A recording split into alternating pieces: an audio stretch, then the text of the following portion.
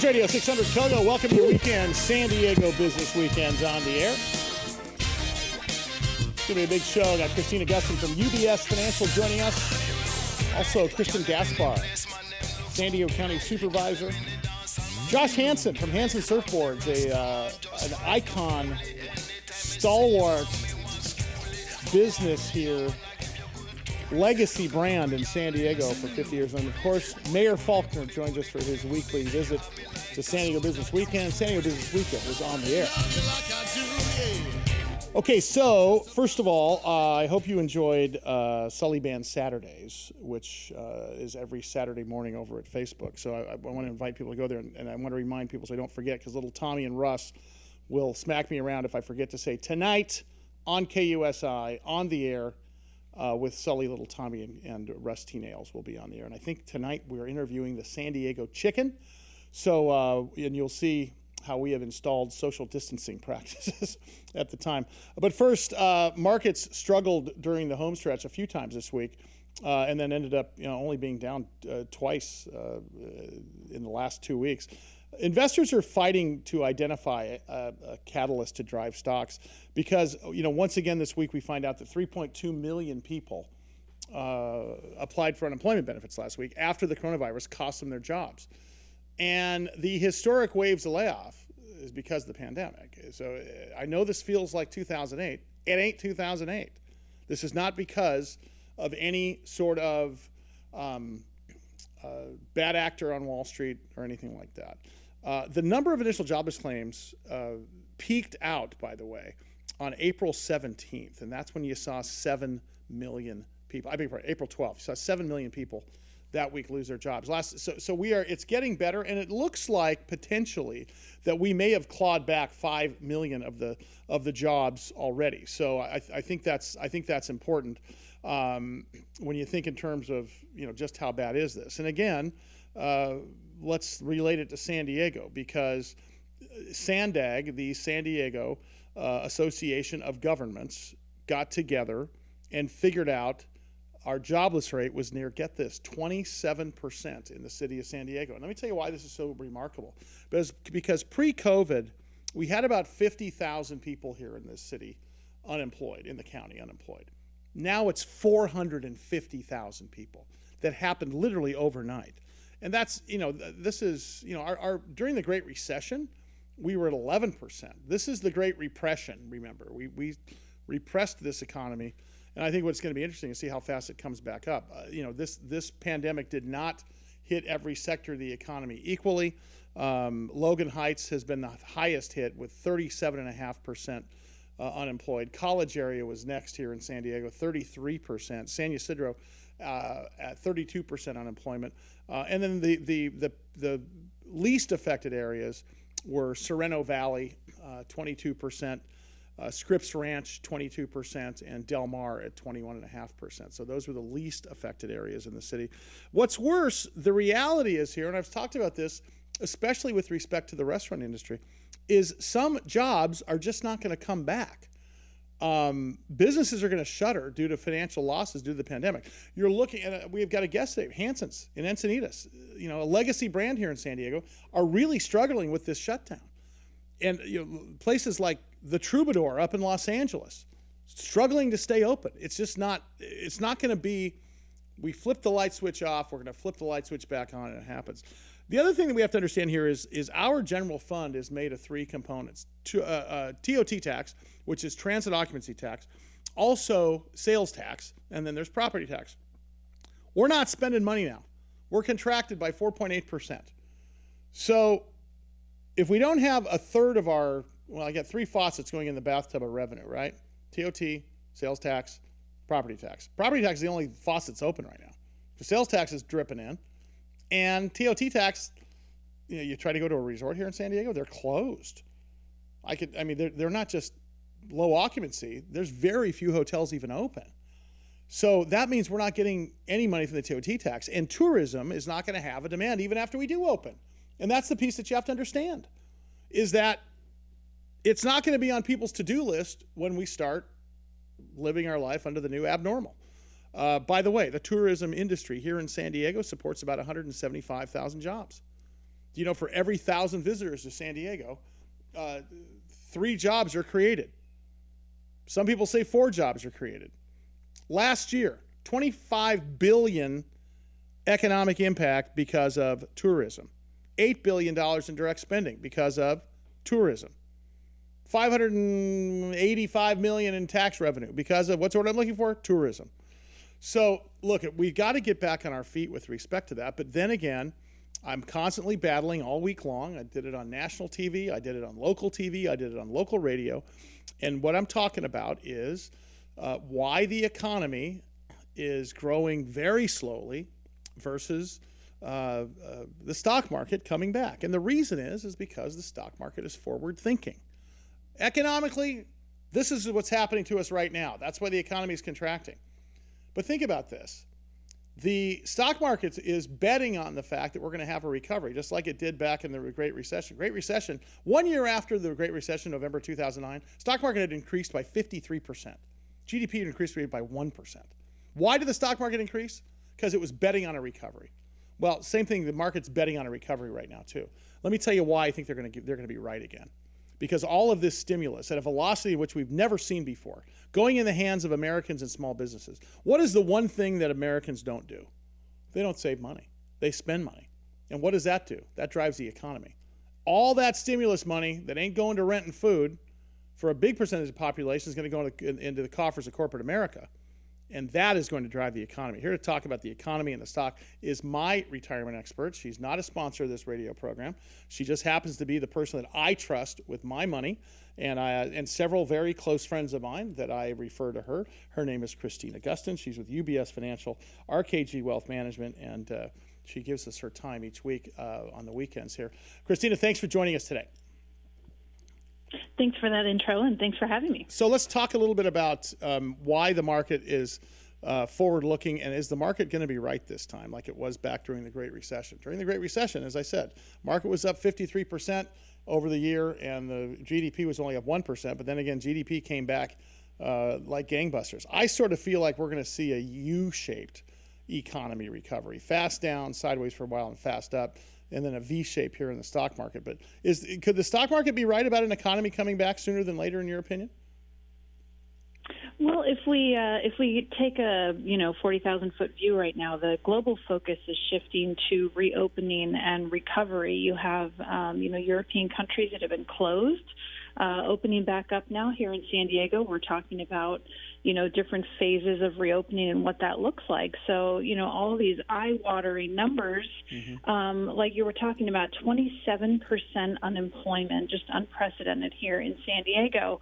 The speed of recovery is what everyone is focused on right now. And really interesting, like you said, the old regime was very much a tourism-based economy here in San Diego, supporting so many jobs, and we're not sure yet what that's going to look like.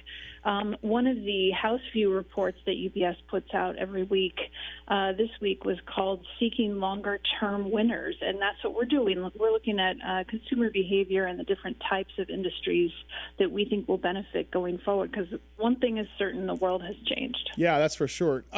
We didn't talk about last week, and I wanted to talk a little bit, is the volatility of oil driving the markets. I don't know if you have an opinion about that. Oil now trading right around $24, $25 a barrel, and obviously it had, and these are futures contracts you're talking about.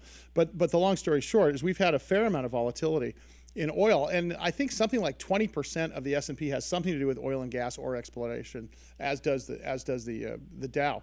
Any comments on how oil is causing a little bit of volatility within the market? And then after that, let's talk about another commodity, and that's gold. Yeah, oil is definitely causing or accentuating volatility. I saw a chart yesterday that said an average, before COVID started, there were something like 100 million barrels of oil that were being stored in, floating tankers around the world. That number's up to 150 million right now. So we have all this glut of supply. It's going to take a long time for those prices to work themselves back up to normal levels. And there's a lot of businesses, a lot of big oil businesses and other types of businesses that are not profitable unless that price is closer to 40 or 50 bucks a barrel. So that's going to take a long time to correct itself. On Thursday of this week, the NASDAQ crossed over 89.70, which means it's up for the year. If you look at a chart of the NASDAQ starting from January to now, you'll see that it was on a roll and it dipped, and now we are just above where we started in January. So obviously the recovery in the market is much different than the recovery in the economy. The other piece of this thing, though, is the fight between paper gold and physical gold. Obviously, gold trading at $17.25, $17.35 an ounce this week, and it was just $14.50 just last summer.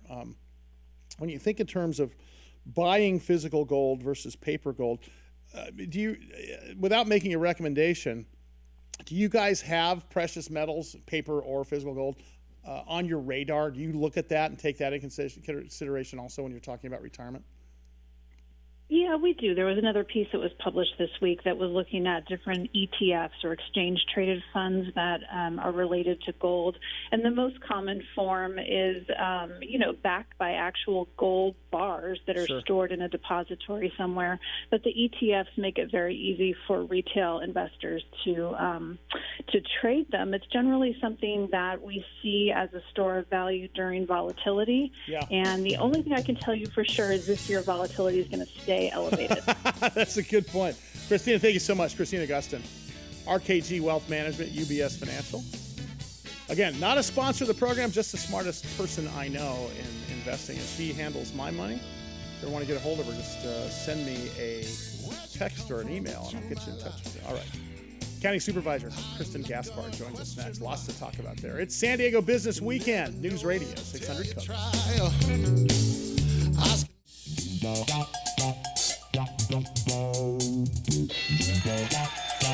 Hey there, News Radio 600 KOGO.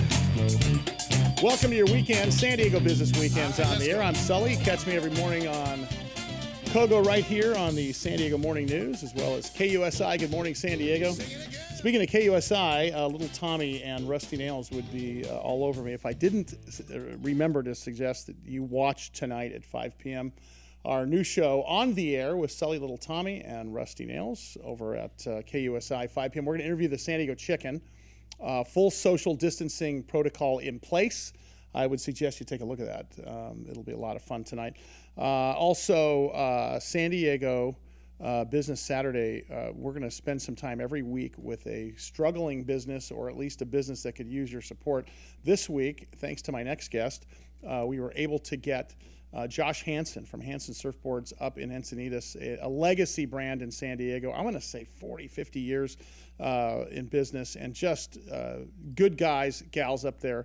It's funny because I was riding my bike the other day, and I rode past there, and the place looks like it's all ready to go. And what you don't realize is that there's crickets inside, and there's people that could be working that are not working, and it's a very scary sort of time for the small business person, regardless of a PPP loan or not. Here to talk about that is one of my favorite people in the entire city. I respect a lot of what she does. 3rd District County Supervisor Kristin Gaspar joins us here on News Radio 600 KOGO. Supervisor, thanks so much for swinging by again and taking time out of your Saturday to talk to us. Hey, Sully, it's great to be here, and it's pretty remarkable to me. You've mentioned the most iconic business, perhaps, in the Encinitas community, certainly a worldwide known entity in the surf industry, Hansen Surfboards in Encinitas. If you can believe it, they've been in business for 59 years, and the saddest thing to me was pulling up there yesterday to do a news interview and to see those bars over the doors for the first time that I can ever remember. I've grown up in my community. As you know, we're a surf town, and to see that store closed was really sad. Even more tragic is the uncertain future. Can they reopen those doors? Can they hang in there for much longer? And they've got 39 employees there that are depending on their jobs coming back online. So I've been working with the business community round the clock to make sure that they have safety plans and protocols to demonstrate that they're ready to open.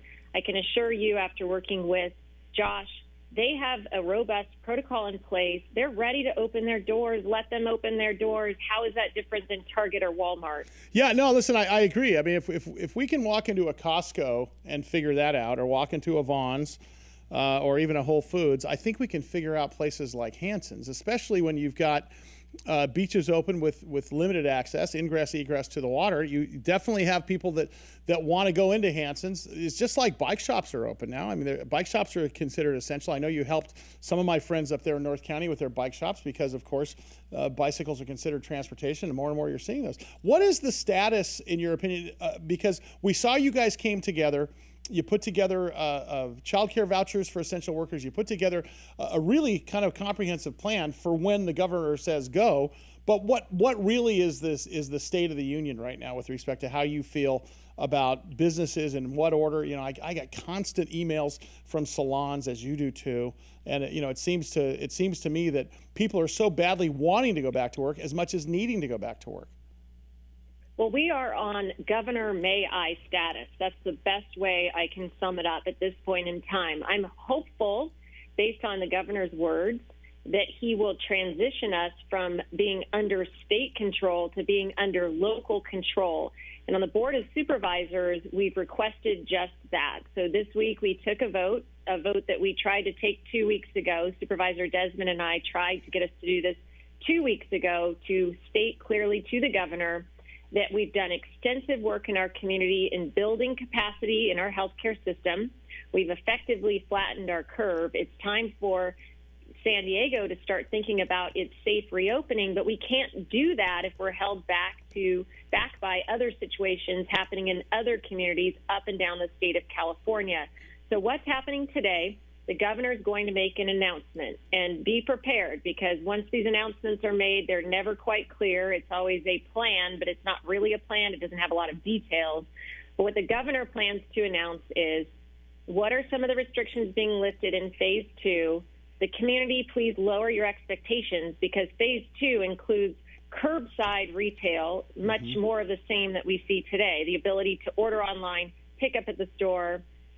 Manufacturing will open up some, but phase 2 isn't really what people have their eyes on in the community. That is phase 3.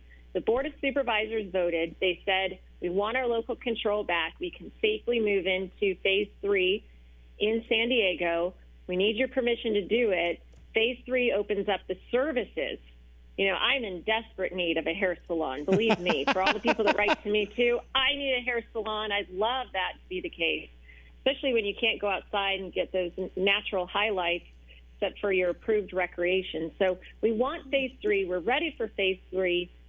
So within the next couple of days, we're going to see whether the governor is going to be receptive to that. He's releasing criteria for local counties to accelerate on their own with local control into phase 3. We don't know what that criteria will be. We don't know whether San Diego will be able to meet the governor's criteria, but I'm hopeful we will. We led into the response for this pandemic. San Diego can lead us out of it and showcase a safe way to do it. Some of the work you're doing, and I have to say, kudos to you specifically for getting our beaches open, because as we talked about last time, Gavin Newsom, there was rumor as fast as we opened beaches, he was going to close them because of your midnight letter, is what I'm calling it.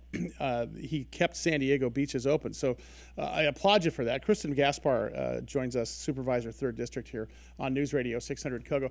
I would be remiss, as a person who supports Challenged Athletes Foundation and is on my bicycle every weekend and every year from San Francisco to San Diego. And I'm one of those guys that rides from Del Mar up the coast all the way up to wherever before I flip it and come back home.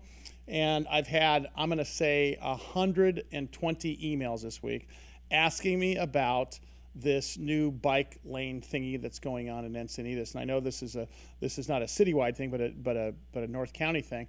What can you tell me about that? Was that something that was a citywide? Was that a citywide thing, a county thing, or how did that all happen? Where they put up the bumper curbs there, which potentially causes a more dangerous situation for not only pedestrians and people riding bikes up there? There's been a lot of pushback on that plan, and that's within the city of Encinitas. So that was an approved plan that the city decided to move forward with it. We didn't have involvement as a county, but I have heard a lot about it from people just like you, our cyclist community, that said, hey, wait a minute, this creates an unsafe condition for us. You haven't protected us further. You haven't given us more opportunity. It's actually less, and it's unsafe. So I know the city's been getting a lot of feedback for that one, that's for sure. Yeah, it is. Hey, talk to us about opening up beaches and what it looks like in your opinion. You know, I can talk economically speaking, Supervisor Gaspar, and I can talk about how I think, you know, we're going to see a V-shaped recovery in the stock market, yet I think we're going to see a bit of a U-shaped recovery in our economy. But it comes down to two things for me, and especially in the city of San Diego.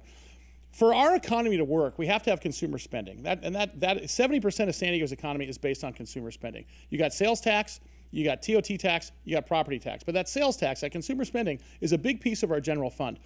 The only way, even if we got the all clear tomorrow, that this is going to be okay is, number one, if we have consumer confidence to go out. You and I are going to go to the Padre game. Are we able to go elbow to elbow? Are we confident enough to do it? But number two, schools have to be open, because those folks that have 5, 6, 7, 8, 9-year-olds aren't going back to work unless they've got some place for their kids, and daycare is not an option right now. How do you feel this is going to go over the next few weeks, in your opinion? Well, it's not going to be a few weeks before we see those things opening up that you have spoken about, and that continues to be very devastating for San Diego.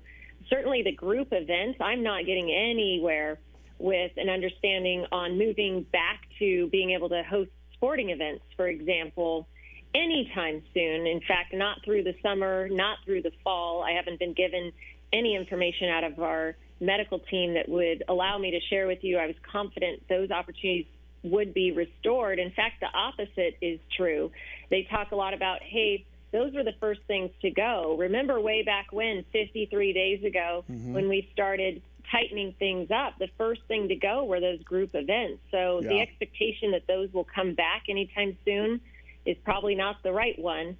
What we do see is a lot of adapting, because we have to figure this thing out. So I've been working across so many business sectors and such.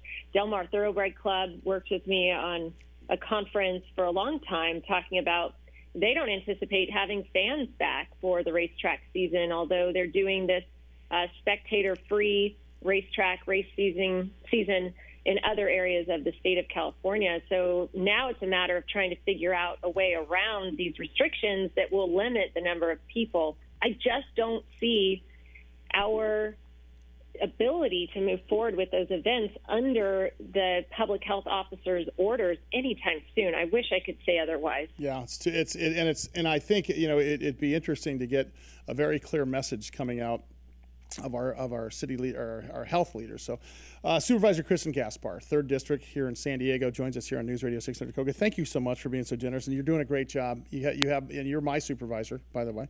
I'm in your district. Wonderful. Don't move. And I'm not moving anywhere, and you do a fantastic job, and I appreciate it. I can't wait to have you back on the air with us. Thanks so much, Kristin. And yeah, she's if you have a problem, she is so boots on the ground and hands on. I can tell you, I've had people call me and have me put them in touch with her with respect to small businesses. I'll tell you what, she gets it done for you. So, okay, coming up, you heard her talk about Hanson's. I'm going to be talking to Josh Hanson of Hanson Surfboards. 60 years in this county, a heritage brand, and we're going to see how we can support them. Also, coming up later, Mayor Faulconer on the state of the city and where we're going. It's San Diego Business Weekend. News Radio 600 KOGO. I felt like there was something missing in my day-to-day life. So I quickly opened the wardrobe.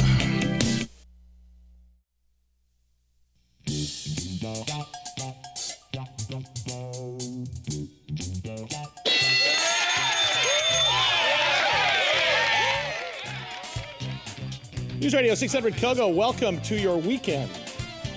Great to have you along. San Diego Business Weekend is on the air. I'm Sully. Coming up later in the program, Mayor Faulconer is going to talk to us about reopening San Diego and what's been going on down at the convention center with the homeless. They're doing a great job at putting everything together. So looking forward to that as well. By the way, you can catch me every morning on San Diego Morning News. Also on KUSI, Good Morning San Diego. And then I would be remiss beg your pardon, I would be remiss if I didn't mention tonight on the air with Sully, Little Tommy, and Rusty Nails on KUSI, our new television program. 5 p.m. Saturdays tonight, we're going to interview the San Diego Chicken. It's iconic. We will be social distancing. However, I think you're going to find it to be a good interview. We're going to have a great time there. One of the iconic businesses in San Diego, the BellyUp Tavern, as you know, I'm a big fan, and we've been trying to support not only here on this radio program, but my national television program, as well as my band, only because these guys are the ones who gave us a real shot when we were trying to play live. And as a result of that, not only do I feel an obligation, and they certainly don't expect it, but I feel an obligation because two things: they create a lot of jobs, a lot of economic impact in North County, and they give a lot of us a lot of joy, including, I don't care where you live, you've gotten some joy out of the BellyUp Tavern. And I can tell you, the president, Chris Goldsmith, is becoming a friend, and I can also tell you he's got really some vision here on how to keep a live entertainment venue alive in the middle of a shutdown, a great repression, as I've been calling it. And their latest event is Shark Belly, a deep dive into the vaults of the BellyUp Tavern. And he joins us now on News Radio 600 KOGO. Chris, great to have you. How you holding up? Oh, I'm doing pretty good today. Thank you. Good. It's still a strange time. And I have to go back before we talk about what you're doing right now, but let's review for some of the folks that maybe didn't hear us last time speak.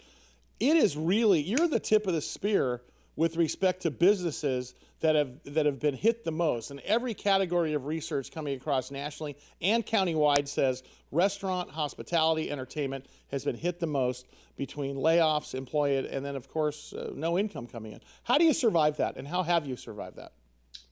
Well, I mean, definitely our business was just completely obliterated almost overnight. And so there's not really a great way to to deal with that, except kind of hunker down as a business, and get inside the shell and wait for it to end. I mean, unfortunately, we employ close to 100 people, and a lot of those people we just had to lay off. I mean, there's just zero income when you're closed. But that's sort of what inspired us to try and pivot to new sources of income based on live entertainment. And that's how we got to this digital festival that we're doing. Let's talk, before we get into Shark Belly, which is a really cool digital festival, any ideas when you listen to the governor or you listen to the mayor on opening? Have you got any more clarity on how you guys will operate? Because one of the big unknowns when you're trying to plan and budget for the rest of the year is the fact that there's just a big unknown here. You just don't know. Is there any further clarity for guys like you? Unfortunately, there really is not any clarity. But I do read the tea leaves and, like to make guesses. The biggest problem for us is that all of the conversations about live music revolve around the word concerts. And I think that in a lot of people's minds and public officials' minds, a concert is a show with the Rolling Stones at Petco, Yeah, right. And so they talk about concerts not coming back, maybe even this year, and everybody thinks, oh my God, live music is gone for the year. That may or may not be the case. I'm thinking it's not going to be the case, and that small music venues like ours is a completely different category than concert venues. And we're trying to make the case that we belong positioned with a restaurant or a bar.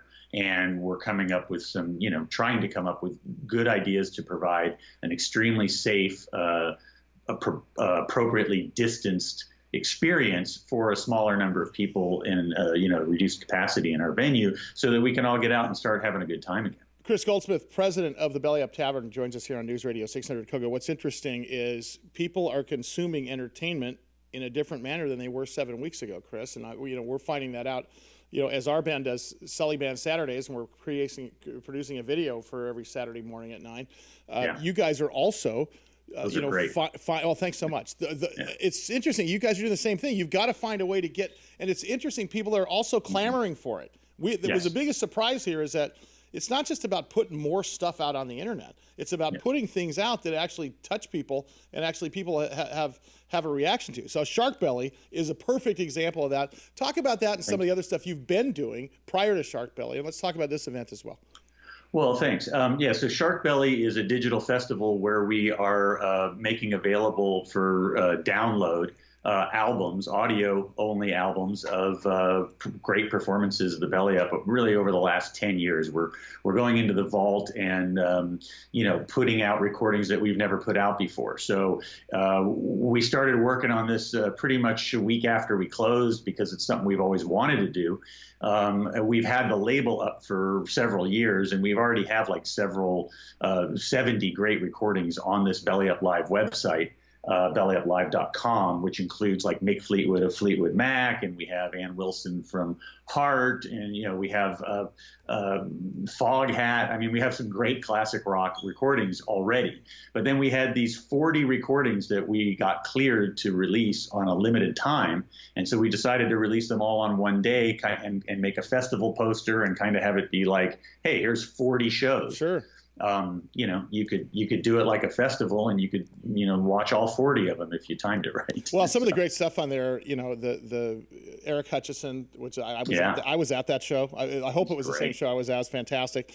The Adolescents, Big Head Todd, which I've seen, I don't know, 150 times in the BellyUp, which is, and I would go every single day to that. And and I would say it's a great way to not only just discover music, but I can tell you, when you're out there riding your bike or walking around, everybody's got AirPods on these days or headphones on, and they're getting outside. It's one of the greatest ways to kill an hour and a half and kind of feel you're at the BellyUp again. And I think you guys are onto something, Chris, because I think past this, beyond when you go back to live music and whatever that form that new abnormal takes for all of us, I honestly feel that you have something here that I think is going to. I think you've discovered a new business model out of the mother of invention being necessity. Well, thank you. I mean, I've always looked at what we do as curating the live music experience in San Diego, being a part of the curation of what people hear and experience when it comes to live music. So being able to do live albums is just kind of, to me, a natural extension of what we're doing as a physical venue. When we get into the digital space, it's still about live music. It's still about the energy, the excitement, the sort of tension that comes from a live performance, the dynamic between our audience and performer on stage. It makes a live recording a different experience than a studio album. And so you talk about like going out and listening to it when you're exercising or something. To me personally, a studio album is a little bit more of a cerebral thing, and you listen to it and it has a lot of different moods. A live album, when you're performing live, you can't really be that subtle. So I really feel like these live recordings bring a lot of energy. So if you are out exercising or listening while you're driving or whatever, it just is kind of a very upbeat experience. I agree. I'll tell you the other thing too is, and look at it, I'm not telling you guys anything you don't know, because you got a lot of smart people working over there, with keeping this thing alive. And I can tell you that if you go on to, let's say, a Cirque du Soleil, all right, when you leave Cirque du Soleil, you have an opportunity to buy the performance, buy the album, buy the T-shirt, buy the everything. And I'm thinking to myself, until I saw this, it didn't occur to me the same thing should happen with live music. Because, and let me just tell you, you guys go to BellyUpLive.com, and I would say go to BellyUpLive.com, and you can just type in the artist of your choice that's listed. I bought the Eric Hutchison album live, which I can't get on Apple. I can't get on Spotify. I can't get on Pandora. This is them at the BellyUp Tavern. You could buy a song or you could buy a whole album. And suddenly I have something that nobody else has, first of all. Number two, I can go back and you guys are doing what has been done for a while, but it just hasn't been done with live music. I would argue when you do get back to normal, we got to get video as a part of this thing. Because you know what? I can't tell you how many times my kids watched Cirque du Soleil after we left, and how many times I've rewatched a documentary about whatever music it is. I think you guys are really, really onto something, and I hope people support that. How's it going so far? It's going really well. We've just, the response has been extremely positive. All the artists have been really supportive and have been helping us spread the news about it. And the feedback we're getting is great. The sound of the recordings is great. And we've sold close to 1,500 downloads just as we've gotten started. So there's a real sense of supporting the BellyUp involved in this too. I mean, that if we continue this as a business model, we want it to exist as a business model. It's not necessarily a charity event or a fundraiser, but certainly right now it's very valuable to us. And I keep saying, if you've ever gone to the BellyUp and had a wonderful experience, For the price of one drink, you can have a show, and for the price of one ticket of an average show, you can have 3 or 4 concerts to listen to while you're waiting for us to get back in business, but also support us in a way that gives you something back. And it kind of is like getting a piece of the parquet floor from Boston, the Boston Gardens or whatever. When you take a little piece of the basketball court home with you, it's a piece of. It's not a stream. It's not something that evaporates. It's something that you own. That's sort of a piece of BellyUp history. Well, Chris, I appreciate what you guys are doing. I'm going to send people to BellyUpLive.com and a special kudos to Chad Waldorf as well over there, who's just doing a great job of keeping things going. And we'll keep the word going out here. We'll put a link to this at KOGO.com, keyword Sully. We'll also put it up at our On the Air San Diego website, as well as the Big Biz Show website. And you'll be hearing more from Chris from us. Chris, thank you so much, my friend. Chris Goldsmith, BellyUp Tavern. Coming up, County Supervisor. No, I beg your pardon. Do we have the mayor coming up next? It is the mayor. Mayor Kevin Faulconer coming up in this one Sunday. Stand by. It is San Diego Business Weekend on News Radio 600 KOGO. See you in a sec. I felt like there was something missing in my day-to-day life. So News Radio 600 KOGO. Welcome to your weekend. Sully here. San Diego Business Weekend. Thanks so much for swinging by. Thanks again to Supervisor Kristin Gaspar for giving us some wisdom on reopening San Diego here. Of course, catch me every morning on San Diego Morning News with Ted and LaDonna. Also on Good Morning San Diego at KUSI. And speaking of KUSI, tonight at 5 p.m., on the air with Sully, Little Tommy, and Russ T. Nails. We're going to have the San Diego Chicken on with us tonight. And it's going to be a great show. Hope you guys can join us. In the meantime, Mayor Kevin Faulconer has been so generous with his time over the last 6 weeks in giving us a few minutes each week to give you an update on what's going on in our city. And I think it was May 4th, we had a tweet coming out from Mayor Faulconer saying San Diego is ready to recover. Restaurants, hair and nail salons, and any businesses preparing to safely reopen can use the strategies we created. The strategies he created were set out this week, and I'm going to let him take a little bit of time to talk about that. Mayor Faulconer, thanks so much for swinging by once again, sir. Sully, great to be back with you. Thank you. It was an interesting week. You guys really did a great job on putting together some guidelines. Talk about that, and let's talk about what came down from the mayor and such this week. Yeah, no, thank you. And it was, what we really wanted to get across, Sully, is that our businesses, our small businesses, all of our businesses associations, representing literally hundreds of thousands of San Diego businesses, have come together with some safe reopening guidelines, not only some general guidelines, but particularly industry specifics, restaurants, et cetera, because we're ready to safely reopen. And it was done in partnership with our county public health officials to ensure that as we are taking this approach, that we're doing so collectively as one county, so we don't have different rules for different cities. And that, I think, is going to be incredibly important for us. If we go back to the conversation that we had a couple weeks ago, where we put together a beach reopening plan. We did it with our lifeguards. We did it with our public officials. We had all the cities on the coastal cities. And, we did it safely. We were a model for the state and the rest of the country. We have that same opportunity here when we talk about reopening our businesses. And so a lot of thought has gone into this, again, with one goal. How do we keep customers safe that are walking in the door and employees safe? Because if you can't do that, you're not going to have an effective reopening. So all of the folks that we got together on our recovery task force put a lot of time, effort, and energy into these guidelines because it's incredibly important, and we're ready to go, and we want to do it safely. Well, I think one of the benefits of your recovery task force that you put together was you guys understood to reject the fallacy of a false dilemma. This isn't an either or. Either we open or we shut down until we have a vaccine, which has been the narrative nationwide. It seems to sort of be the narrative coming out of Sacramento. I mean, different cities have different metrics. We're not as populated as New York and Chicago and areas like that. We've done a great job of flattening the curve, as evidenced by what you did when we saw the beaches being shut down just one day after they were opened, and you pushed back with the governor.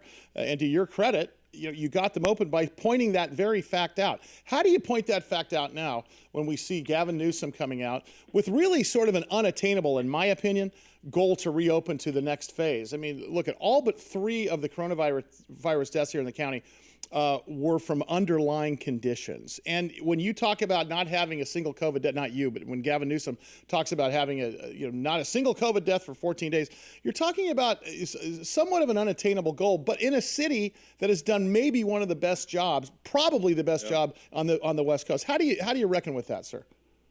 Well, look, Sully, I think you hit the nail on the head. And what we're talking about is not a one-size-fits-all policy. What we want is the flexibility as a county, as a region, that has taken this very seriously and has done I think, a pretty good job up to now. And that credit on that good job goes to all of the San Diegans throughout the county that have been doing the right thing, that have been following the social distancing guidelines, that have been following the stay-at-home order. And so as we have flattened that curve together, as we have built up our PPE capacity, as we are seeing the remarkable work and the issues that we have in terms of the capacity we have in hospitals, we've done a good job. And so we do not and will not give back the gains that we have made. And so part of the task force's main challenge was how do we keep that momentum going? Because if you go the opposite way, we're not going to have that consumer confidence. And that's why everything that we have developed has been done safely, has been done in conjunction with our county public health officials. And so I think, Sully, as we go into this in the coming days and weeks, it's going to be incredibly important for counties like San Diego that have done a pretty remarkable job to be allowed the flexibility to continue.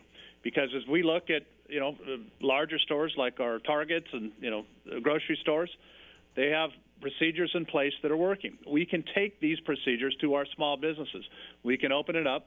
We can do it safely, and that's what this is going to be all about. Well, I agree. Mayor Kevin Faulconer joining us here on News Radio 600 KOGO. You bring up the word consumer confidence, and to your credit, I believe personally, and I've been talking about this on all the airwaves here in San Diego and nationally, that there's really 2 metrics that it's going to take to open up this economy. When you folks in the county and the city give us the thumbs up on a measured basis to open this county and the city of San Diego, it's going to come down to really consumer confidence. How willing are we to be to elbow at the Padre game? How willing are we to be shoulder to shoulder at a music event or anything else? One side of the equation says, well, if I can go to a Costco and social distance myself, I can also go, to these other areas. But the other piece of this thing is schools. Schools have to be open too before the economy gets open, because what if you have a 5-year-old, 6-year-old, 8-year-old, 9-year-old? You can't leave them at home and go back to work. How do we deal with that here in the city? Well, look, I think you're right. And one of the reasons why we had Superintendent Cindy Martin as part of this task force is because the 2 go hand in hand. I mean, child care is economic development, Sully. You know that. You understand that. Not only for, daycare and child care, but schools being reopened in a safe manner. And the 2 absolutely go hand in hand together as we, look to open and reopen this economy. And so, again, we're going to continue to work together with the county public health, with our schools, with our child care providers. In fact, just announced some really positive news on that front just yesterday at the city, helping out so we have additional dollars to keep these going and to expand it. So we're gonna focus on all of that, because to have the healthy ecosystem, you have to have safe business reopening plans, you have to monitor those plans, and of course you have to have the capacity to have child care and safe schools reopening. Your recovery task force has put out a safe opening plan, though, for the city. We have a safe opening plan.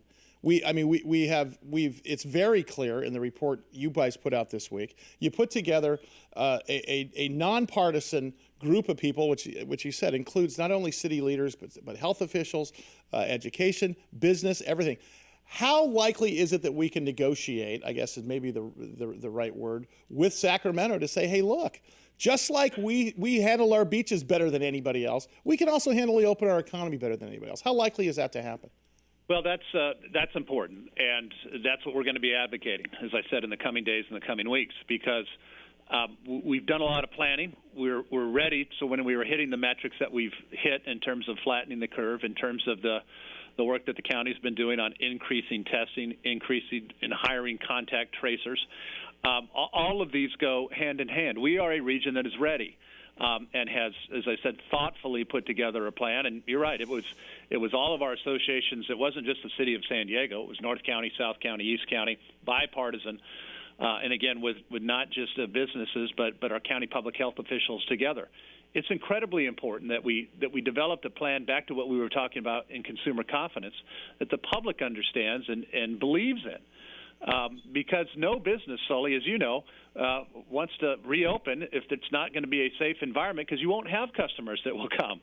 And so that's why it's so incredibly important that we have these metrics, that we communicate these metrics, and that we be given the flexibility from Sacramento to do the right thing here in San Diego County. I agree. Let's talk about some of the good stuff we're doing with the city. San Diego Convention Center has been transformed for the homeless folks keeping healthy during COVID-19. You got out of 1,100 tests so far, only 3 individuals, all asymptomatic, have tested positive. You guys put together the Operation Shelter to Home with free on-site testing. Talk a little bit about that, because that's been a big success.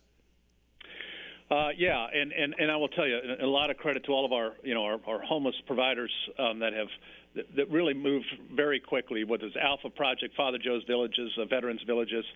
The goal was to create a very safe place for one of our most vulnerable populations of homeless individuals. And to see the success over there, Sully, not only for the bridge shelters that moved over there so they had more physical space to ensure social distancing, but we've gotten more than 600 people off the street in the last 6 weeks.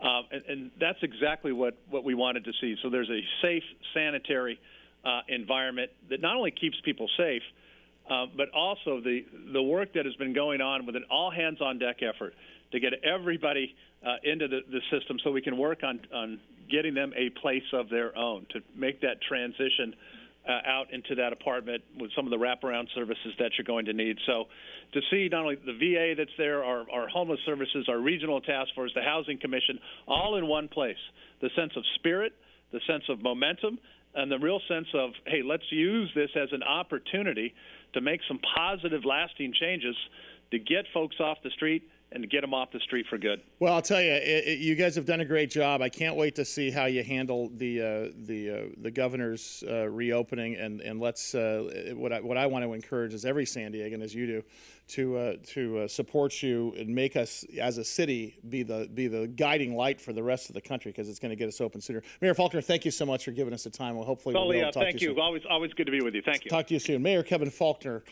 joining us here on News Radio 600 KOGO. He's absolutely right. The Recovery Task Force is going to push back. I can tell you from talking to Kristin Gaspar today on the air, which you just heard, I can tell you from where they stand, they're going to push back with Governor Gavin Newsom to figure out a way to open up this city faster in a prudent basis. All right.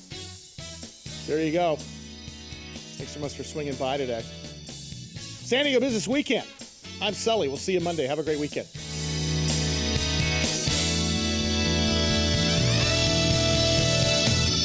Where'd you come from into my life?